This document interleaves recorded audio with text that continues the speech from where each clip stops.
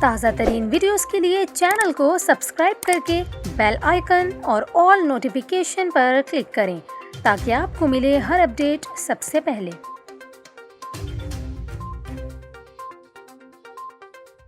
آپ کو اہم خبر سے آگاہ کریں، وفاقی حکومت نے ملک بھر میں چہلم حضرت امام حسین رضی اللہ تعالیٰ عنہ کے موقع پر سیکیورٹی کے لیے فوج اور سول آرم فورس کی تعیناتی کا نوٹیفیکیشن جاری کر دیا ہے۔ وزارت داخلہ میں سیکیورٹی صورتحال مانیٹر کرنے کے لیے سینٹرل کنٹرول روم بھی قائم کر دیا گیا ہے۔ رانا ثناء اللہ کا کہنا تھا کہ چہلم حضرت امام حسین کے موقع پر فوج اور سول حکومت کی مدد کے لیے سیکیورٹی فرائض سر انجام دے گی۔ فوج کے ساتھ رینجرز، ایف سی اور دیگر فورسز بھی سیکیورٹی فرائض سر انجام دیں گی۔